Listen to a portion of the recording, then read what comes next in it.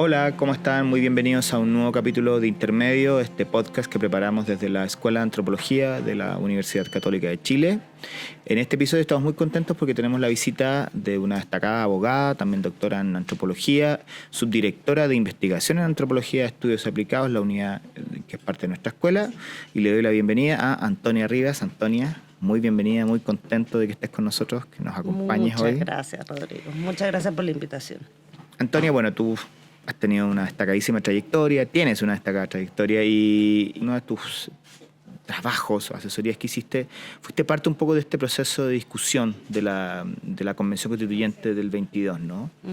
Una convención que, claro, como todos recordamos, no llegó a puerto, en fin, se rechazó ese proyecto, pero es un proyecto que era muy interesante porque tenía una cantidad de contenidos, de proyecciones que se hacían cargo un poco de una crisis que existía en Chile y que sigue existiendo, lamentablemente, de una manera, obviamente, como colocada debajo de la alfombra. Y especialmente tú trabajaste los temas indígenas, ¿no? Fuiste asesora de la constituyente Tiara Aguilera, ¿no? Sí, pero también después terminaste un poco ayudando también, asesorando al resto de la bancada, sí, una parte de la bancada indígena. Sí. Y bueno, y el rechazo de ese proyecto, como en otros temas, implicó una derrota muy fuerte para las temáticas indígenas, ¿no?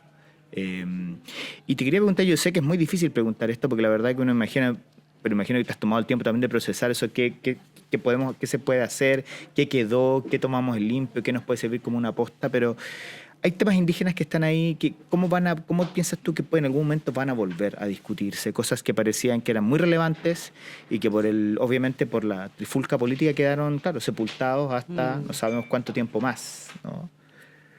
Hay muchas preguntas Son muchas preguntas. Pero es una gran pregunta al final. Efectivamente, yo estuve en el primer proceso como asesora y también estuve en el segundo como comisionada experta. Así es. Entonces, claro, tengo una mirada que no he compartido mucho, pero que es importante respecto a eso. Fui asesora de Tiare del pueblo de Rapa Nui, con el cual tengo una relación de ya décadas, pero también terminamos asesorando, como dices tú, a esta bancada indígena, claro, que se dividió producto también de las mismas presiones de lo que fue pasando ahí. Entonces, una pregunta yo creo que tiene que ver con las razones de lo que pasó, que lo podemos conversar largamente, ¿verdad? Que son interesantes. Yo creo que no hay una, hay muchas, pero efectivamente una de las grandes razones tiene que ver con lo indígena, sin duda, ¿verdad? Con la plurinacionalidad, con el pluralismo jurídico y con una serie de cosas que despertaron grandes pasiones en el rechazo, en todo este proceso. Y al mismo tiempo, ¿verdad? Hay muchas otras, ¿verdad? Pero sin duda que quedó como esta idea del texto de la plurinacionalidad. Yo creo que eso es interesante. Entonces yo creo que ahí uno puede tener dos miradas que son importantes. Antes de hablar de cómo estamos, ¿verdad? Dos miradas que son importantes. Yo creo que efectivamente esta sensación de ahora es el momento que había en la convención, de que había que poner todo sobre la mesa, ¿verdad? Hizo que... y contra mí, esto suena como todos somos capitanes después de la batalla, pero la verdad es que hay muchos que pueden testificarlo contra lo que yo estimaba conveniente en ese momento. Se puso todo, ¿verdad? ¿Y qué quiero decir con todo? De que todos los derechos que habían en las convenciones internacionales, todo el convenio 169, la declaración, quiso ser plasmado en este nuevo texto constitucional. Y eso es algo que está en varias constituciones, ¿verdad? Yo he trabajado mucho en constitucionalismo comparado sobre qué se ha ido reconociendo. Entonces, si uno ve en un mapa, y esto es súper importante decirlo, Chile hoy no tiene reconocimiento constitucional de los pueblos indígenas. Y sigue sin tenerlo, ¿verdad? Incluso el gobierno pasado también presentó un proyecto, hay cerca de 15 proyectos de reconocimiento constitucional, todos fallidos. Entonces hay mucho que pensar sobre eso, ¿verdad? Hay mucho que pensar de por qué no sé cómo decirlo, pero es como una cascada de que se puso todo en el proyecto, lleva por una parte quizás al rechazo, hay que pensarlo. También hay comunidades, hay otros factores importantes, el tema del aborto también fue otra cosa, y hay muchas cosas que explican el rechazo, ¿verdad? Pero una, sin duda, al menos foco de la campaña muy fuerte, tuvo que ver con esto.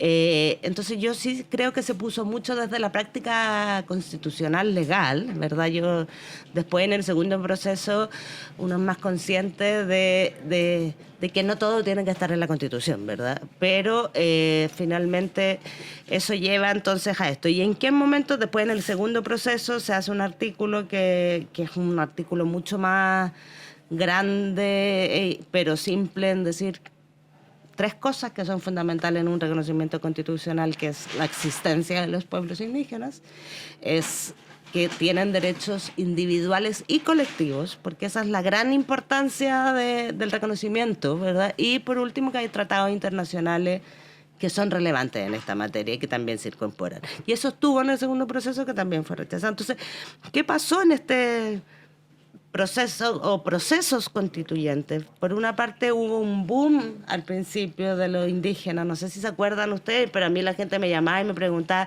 "Oh, qué maravilloso el discurso de Elisa Loncón en Mapudungun, me encantaría aprender Mapudungun, qué bonito", y había toda una serie que se va apagando efectivamente, producto de lo que va pasando, de las campañas, de este sobre retórica excesiva que se fue dando, ¿verdad? De un tiempo que no se midió lo que había pasado en la pandemia. También hay un montón de cosas que creo que uno puede ir explicando.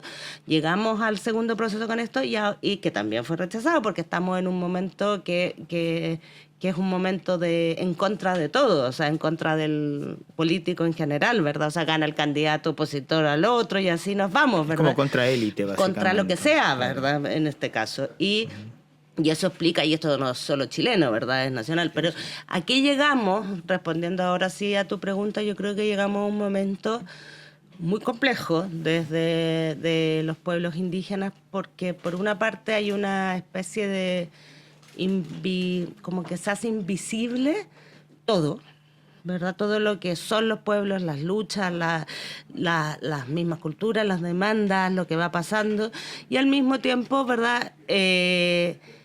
No hay una discusión. Pareciera que los temas indígenas dejan de existir y eso no es así, ¿verdad?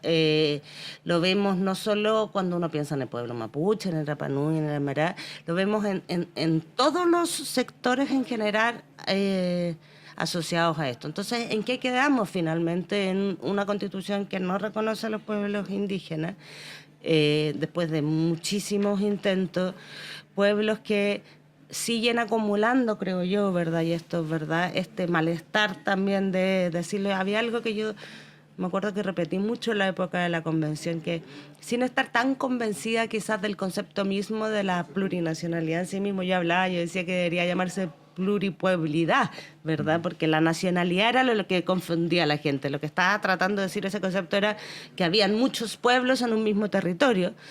Es que los pueblos indígenas siempre han vivido en esa diversidad, ¿verdad? Los que no vivimos en esa diversidad somos los otros. Entonces es interesante pensar cómo de alguna manera se va creando todavía esta división, que es muy interesante, entre pueblos indígenas y no.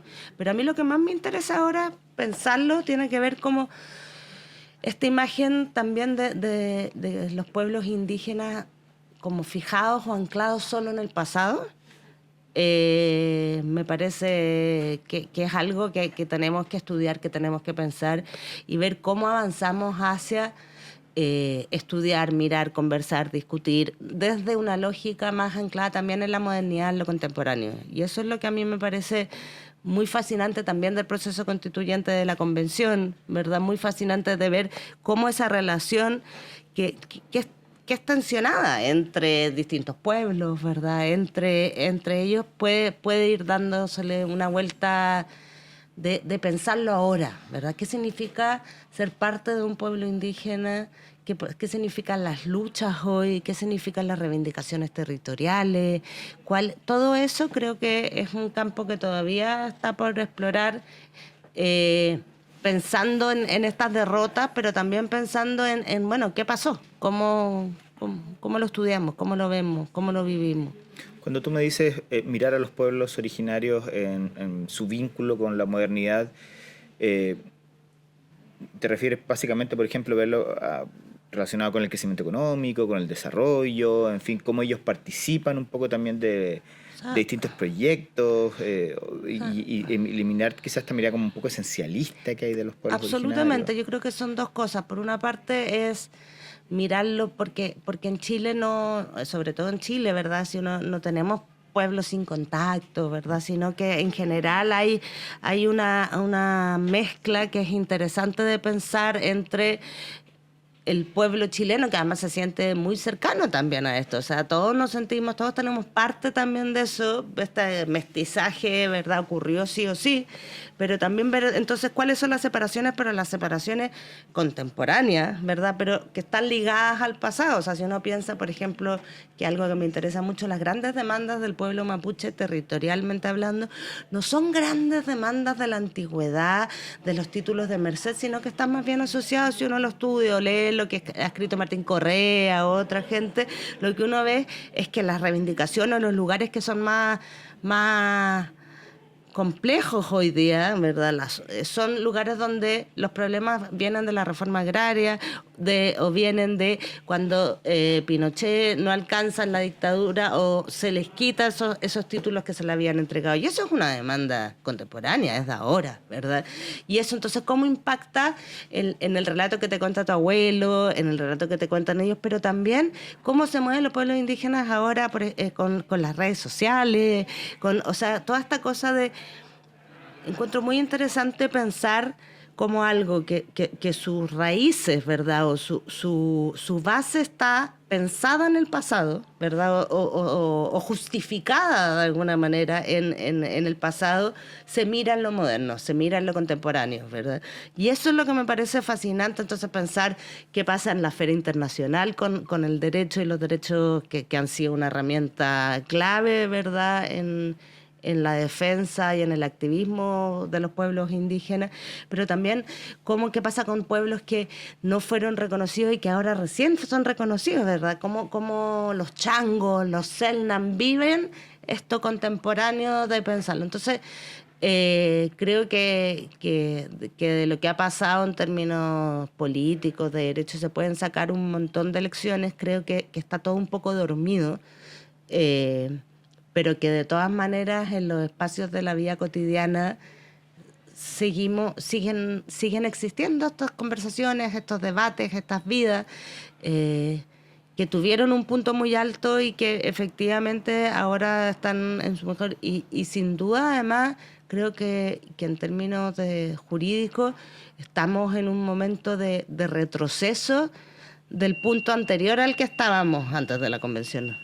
O sea, lo que yo leo es que retrocedimos, ¿verdad? No solo no reconocimos constitucionalmente, sino que además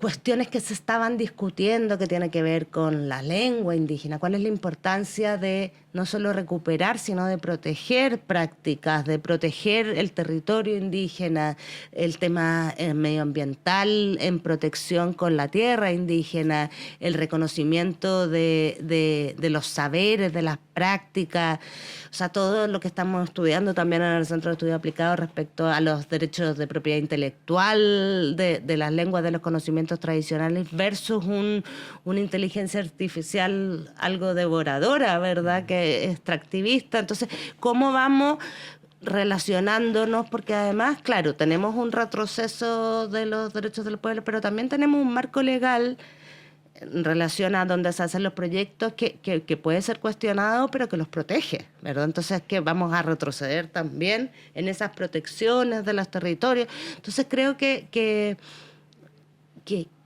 hay mucho que pensar. O sea, en la convención la retórica tenía que ver, que es algo que a mí todavía como que me causa un poco de daño, ¿verdad?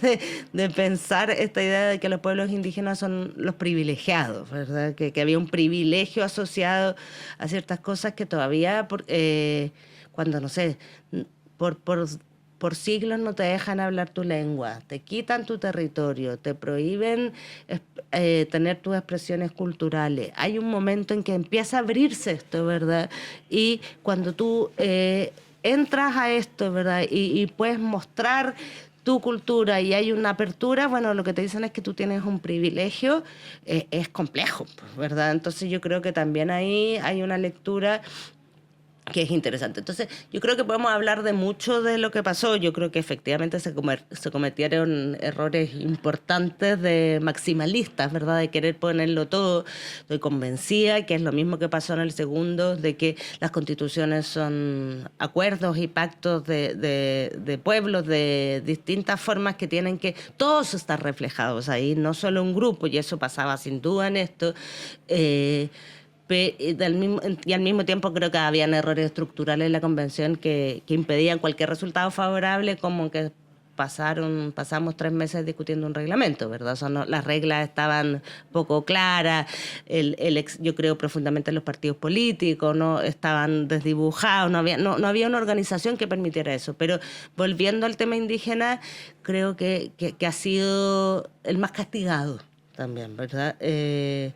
Y habrá que ir viendo cómo se avanza, pero sin duda que también fue un golpe para la academia y para el activismo, decir, bueno, quizás esas demandas tampoco eran las demandas de los mismos pueblos si ellos mismos votaron en contra de este proyecto, ¿verdad? Entonces hay un montón de cosas ahí, hay una explicación que dice, bueno, también hay grandes vínculos entre pueblos indígenas y iglesias, ¿verdad? Entonces quizás el tema del aborto, que a mí me ha salido mucho en conversando con gente, puede haber tenido mucho que ver, pero quizás simplemente les parecía un exceso, ¿verdad? O quizás esta sensación tan dicotómica como del otro de yo soy de este pueblo, entonces no soy chileno, tampoco es cierta, ¿verdad? Entonces hay que ir viendo cómo se van configurando. Yo creo que es un campo fascinante de estudio, que hay muchas reflexiones. Acá yo estoy poniendo como un pequeño atisbo de lo que he estado pensando y de lo que, pero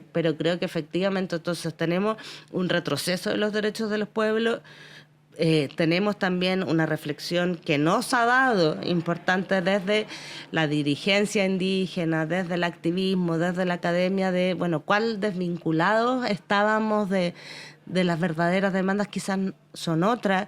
Y tenemos por un lado también situaciones súper complejas en el sur, sobre todo, ¿verdad?, de tensiones asociadas que no han bajado, ¿verdad? Han bajado los atentados, han bajado, pero estamos con un estado de excepción constitucional hace 5 años ya. Entonces... ¿Qué te ocurre a ti con, por ejemplo, desde el año pasado se está instalando desde sectores, no sé, de la derecha hoy en el gobierno, el oficialismo también de revisar y de rehacer de alguna manera, derogar la ley Lafkenche, ¿no? Porque no cumple con ciertos requerimientos, porque hay un tema también que supuestamente obstaculiza el desarrollo, que ha implicado la entrega de privilegios que no son obviamente inmerecidos.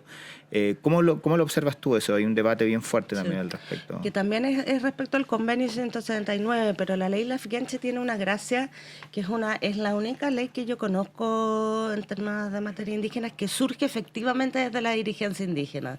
O sea, el pueblo Lafkenche, parte del pueblo mapuche, se organizó y decidió ir por la vía institucional, ¿verdad? Que es o sea, cuando yo pienso también en la convención, ¿verdad? Digo, bueno, cuando uno tiene dos caminos, la vía revolucionaria, por decirlo de alguna manera, o la vía de la lucha armada, o la lucha institucional, bueno, yo voy por la lucha institucional, ¿verdad? Entonces, y es lo mismo que hicieron estas personas y estos dirigentes, y es lo mismo que la convención. Entonces, también ahí hay otra lección importante que tomar. ¿Qué me pasa con la ley Lafkenche? Que efectivamente creo que es una ley que en su origen es muy, muy interesante, que tiene y que cumple un propósito fundamental. Creo que está mal construida en términos de la burocracia que tiene en sí misma. Una ley muy compleja y efectivamente toma mucho tiempo, ¿verdad? Ahora, toma mucho tiempo tanto para las comunidades que lo piden como para los que están solicitando concesiones acuícolas o de otra forma para hacerlo. Entonces, yo creo que hay que revisarla no en la ley, sino en su procedimiento, en el reglamento, ¿verdad? Y efectivamente hay que darle un engranaje para que funcione más rápido y ande bien, pero no hay que terminarla, ¿verdad? O sea, hay que hacerle ajuste. Efectivamente, además, cómo se deciden. Creo que involucra a muchas áreas del gobierno, que está por una parte de Sernapesca, por otra parte la CONADI, por otra parte la subsecretaría, ya no se llama subsecretaría Marina, pero en general, o sea, tiene una serie de pasos que la hacen muy difícil, pero yo creo que ahí el rescate no es el obstáculo solo a las inversiones, que puede serlo en su demora, ¿verdad? Sino cómo hacemos que esto sea más eficiente, protegiendo también los derechos de los pueblos indígenas en una ganancia que es muy bonita, ¿verdad? Que tiene mucho de construcción local, pero también de cómo hacemos lo mismo que empezamos hablando al principio, de que lo indígena no sea solamente este recuerdo del pasado, sino que también sean prácticas que pueden ir cambiando, ¿verdad? O sea, que se puede pescar con con bote con motor, ¿verdad? O con otra forma, pero recuperando también eso. Entonces, creo que, y es lo mismo que pasa con hoy día, creo, con toda esta discusión sobre la permisología, ¿verdad? Que de alguna manera es una discusión que uno puede decir, si nos estamos demorando mucho, bueno, ¿cómo hacemos para simplificarlo? Pero resguardemos, no pasemos al extremo de dejar de resguardar los bienes jurídicos protegidos, que tiene que ver con proteger la flora y fauna, proteger a las poblaciones indígenas, a las poblaciones en general, a la arqueología, al patrimonio. Entonces, ¿cómo de alguna manera logramos proteger estos bienes que son tan relevantes y son tan importantes, ¿verdad? Porque no es una... O sea, yo estoy segura, no son tres ratoncitos, de alguna manera. Son cosas que resguardan lo que somos como país también. Yo creo que como país ganamos mucho en riqueza con la diversidad, con el medio ambiente, con pensar en que hay comunidades que mantienen su cultura y las reproducen en el futuro. O sea, ver en Rapa Nui, que ahora, cuando yo vivía allá en el 2008-2009, había mucho menos gente que hablaba el Rapa Nui que lo habla ahora, ¿verdad? Entonces, pensar en la ganancia de las escuelas interculturales, sin que esto se transforme en algo woke, ¿verdad? En algo como mal mirado. Yo creo que estamos en una época política completa, global, en que todo aquello que uno quiere, que le parece importante, que le parece, es ridiculizado, ¿verdad? Entonces, y el otro día, y esto, en un lanzamiento de un libro, alguien se reía de la retórica, por ejemplo, de las caletas con perspectiva de género. Las caletas con perspectiva de género era básicamente poner, entre otras cosas, baños para las mujeres en las caletas, porque las mujeres son pescadoras y no tenían baño. Cuando uno le pone caleta con perspectiva de género, está cometiendo quizás un error retórico, ¿verdad?, sobre el exceso. Pero yo me preguntaba, después de esta discusión que escuché, ¿verdad?, o sea, que el error retórico es lo que entonces permite a otro, entonces no le pongamos baño. Entonces, ¿qué solucionamos? ¿El error retórico o la problemática verdadera que está atrás de eso? Entonces, muchas veces yo creo que como exceso o el lenguaje inclusivo, ¿verdad? Que sí permita, yo prefiero que me digan abogada y no abogado, pero quizá abogade puede ser mucho, ¿verdad? Entonces, como que estuvimos en un punto muy alto de mucho exceso retórico también, sobre todo de excesos retóricos, ¿verdad? Y ahora estamos en un punto muy bajo en que todo ese exceso es castigado de una manera que es muy fuerte, ¿verdad? O sea, estamos pagando haciendo pagar a la palabra, a lo retórico, costos que son mucho más altos, que tienen que ver con cambios fundacionales de cosas que ya habíamos acordado. Pero entonces, y esa es mi preocupación ahora, como en general, ¿verdad? Por eso creo que en relación a los pueblos indígenas hay que repensar cómo se ven hoy, ¿verdad? Evitando entonces el esencialismo del que hablábamos, pero también evitando como dejar de hablar de esto, ¿verdad? O sea, ¿Y cómo la academia, la investigación aplicada, que es donde estás tú, por ejemplo, es capaz de revitalizar esas conversaciones, esos abordajes de las temáticas que están ahí, que quedan un poco como en suspenso, porque básicamente un gran proyecto no se cumplió, en fin, y había una cantidad de expectativas muy altas al respecto? ¿Cuál es el nuevo itinerario que también tenga un aprendizaje de los errores que se cometieron en el pasado? En fin, de que no hubo una buena gestión del política del tema. ¿Cómo se aborda eso? O sea, yo creo que hay que uno abordar también lo que pasó y creo que eso sí es algo que se está haciendo, ¿verdad? Desde, por lo menos desde la academia, ¿verdad? O sea, estudiar qué pasó, cómo se dio, pero también creo que tiene que ver con sacarse como una venda también de por qué uno habla, y por eso a mí me parece tan interesante los estudios aplicados, ¿verdad? Porque los estudios aplicados tienen la gracia de seguir haciendo investigación, seguir haciendo con altos estándares, ¿verdad? Con etnografía, en el caso de la antropología, pero también con otros métodos importantes, pero también conversando ya más directamente con el territorio en un proceso como de co-creación, ¿verdad? De cogeneración de conocimiento, y esto no quiero ser inocente como de evitar ciertos temas, ¿no? Pero cómo empezamos a pensar la investigación desde la práctica, y que además sea un insumo relevante e importante para las comunidades, ¿verdad? O para los distintos pueblos, ¿verdad? O sea, porque de alguna manera yo creo en una investigación comprometida, en una conversión activista, no quizás de mover el resultado hacia donde uno no quiere, porque esto también tiene algo de ciencia, ¿verdad? Tiene algo de comprobación, no 100%, ¿verdad? Pero entonces creo en este compromiso, pero también creo en una distancia, ¿verdad? O sea, también creo que es importante que la academia, uno, reflexione sobre sí misma, que lo aplicado y no aplicado, que es una línea súper difusa, ¿verdad? Los académicos todo el día también hacen investigación aplicada y lo aplicado también, pero lo que a mí me interesa es cómo salimos un poco al mundo fuera de las paredes de la academia y nos relacionamos con los otros, en este caso, de una manera más horizontal, más co-construida, que a mí me pasa mucho, además que mi profesión o mi doble profesión, y me pasó siempre, desde que, o sea, ser abogada y antropóloga son dos posiciones muy distintas, ¿verdad? Por una parte todo el mundo quiere que, o sea, el abogado soluciona problemas y el antropólogo, bueno, no sé muy bien qué, pero los estudia, los plantea, los ve, ¿verdad? Entonces, yo siempre tiendo también a buscar una solución, ¿verdad? Pero que esta solución sea entonces un poco menos desde arriba, yo creo que es algo importante y algo relevante.